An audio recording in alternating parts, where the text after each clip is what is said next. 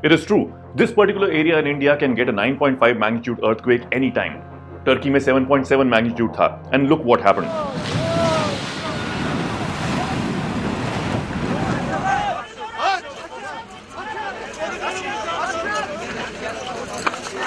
ऐसा मे भी आपके लाइफ टाइम में ना हो, बट होने को ये अगले 10 सेकंड में भी हो सकता है and India is not prepared for it. We have become the most populated country on this planet. Delhi is the second most popular city in the world, जहां की करीब 70% पॉपुलेशन अनऑथराइज्ड कॉलोनीज में एक दूसरे से सटे हुए घरों में रहती है, विद पतली पतली गलियां जहां imagine how a rescue operation will be done. Capital का ये हाल है तो बाकी जगहों का क्या होगा, you can imagine. We just saw what's happening in Joshimath and Rishikesh because of construction projects in an ecologically sensitive area. Landslides and flash floods have anyway become so common everywhere in the hills. एक major earthquake and imagine the kind of destruction. सब ताश के पत्तों की तरह बिखर जाएगा. किसी भी अर्थक्वेक के केस में most death and destruction happens due to collapse of man made construction. That's what we also see in the news, right? कि इतनी बिल्डिंग्स मिट्टी में मिल गई एंड पीपल डाइड. टर्की की so many before and after slides we have all seen so far, but look a little closer and you will see that not everything got destroyed. Turkey में जहां-जहां destruction सबसे ज्यादा हुई, ये वो जगह थी जहां कंस्ट्रक्शन क्वालिटी वाज पुअर और not earthquake resistant. It didn't matter if the construction was new.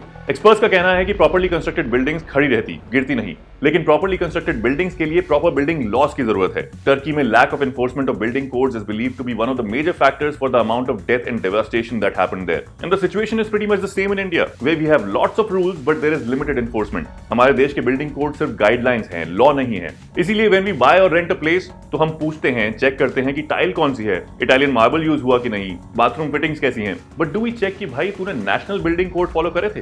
ये क्या होता है? Of course not. ना मेरे को इन बिल्डिंग कोड्स के बारे में कुछ पता है, ना जो बेच रहा है वो मेरे को कुछ बताएगा. यही नहीं पता कि रिस्क कितना बड़ा है तो क्यों पूछेंगे about safety, right? Schools, hospitals, residential areas, offices, हर एक की डिफरेंट सीस्मिक जोन्स के हिसाब से गाइडलाइंस हैं. हॉस्पिटल्स को तो जोन 5 से भी ऊपर की कंस्ट्रक्शन इज सजेस्टेड, बिकॉज किसी भी डिजास्टर के केस में that is the first place that needs to be up and running back in no time. लेकिन अपने आसपास नर्सिंग होम्स को देख लीजिए फॉर एग्जांपल, घरों में बने होते हैं मोस्टली, तो a lot of construction has been done without following these guidelines to save money and time on construction. कभी भी अर्थक्वेक हुआ तो we don't know how these buildings would react. We need to implement strict laws for all new construction, और जो construction हो चुकी है वहां प्रॉपर सर्विस के बाद as per the need retrofitting की जरूरत है. यू नो, नेपाल में ये लॉज हैं, स्ट्रिक्टली फॉलो करने ही पड़ते हैं. 2015 के अर्थक्वेक में the country suffered a huge loss of life and property. But एक गांव जहां एक स्कूल और कुछ घरों की बिल्डिंग्स की 1990s में रेट्रोफिटिंग करी गई थी, nothing happened to them. Japan में रेगुलर अर्थक्वेक्स आते हैं, but strict building regulations have proven to be so effective. और चिले इन साउथ अमेरिका, जहां 8 से 9 मैग्नीट्यूड के अर्थक्वेक आते रहते हैं,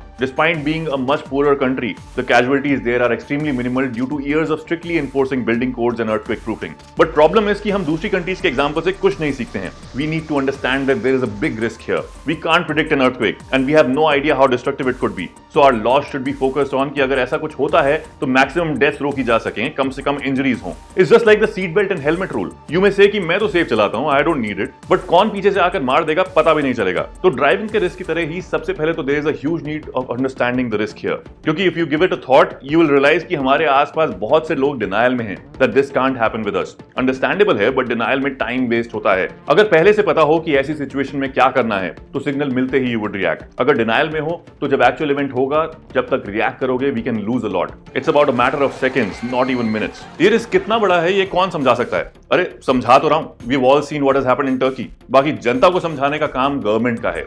TV, newspaper, billboards, have you seen anything अभी तक that we are at risk? Our authorities need to be in action mode rather than being in the usual response mode. कि जब ऐसा होगा तब हम देखेंगे और रिस्पॉन्ड करेंगे, जैसा जोशीमठ के केस में अभी हो रहा है. Despite warning since 1976, we continued ignoring and exploiting the place, and now the entire population is displaced. Tackling this situation will require various scientific and engineering activities to be initiated simultaneously. सबसे पहले तो vulnerable areas के different earthquake scenarios तैयार करने होंगे. Hypothetical situations made by geologists and earthquake engineers. कि अगर X magnitude का earthquake आधी रात में आता है, जब सब घर के अंदर सो रहे हैं, तब किस तरह का डिस्ट्रक्शन और रिस्पांस होगा, versus if it happens like 10 in the morning, जब लोग अपने ऑफिस निकल रहे हैं, बच्चे स्कूल के अंदर हैं. That knowledge will have to be transferred to the आम जनता through training in schools and communities, awareness programmes, evacuation drills वगैरह वगैरह. ये सब करने के लिए एक फुल प्रूफ प्लान की जरूरत है. जितनी डिस्ट्रक्शन के चांसेस हैं, if things remain the way they are and if we are stuck by a major earthquake, we would not even have enough crematoriums to cremate our dead.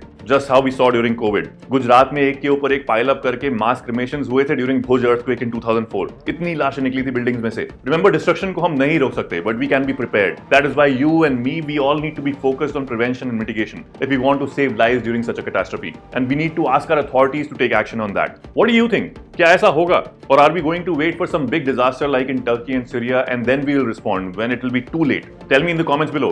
In case you want to know why I am so convinced that 9.5 magnitude तक का earthquake यहाँ आज नहीं तो कल आएगा ही, follow India Times and check my previous video on that. And share this video with as many people as possible to make everyone aware of this grave risk.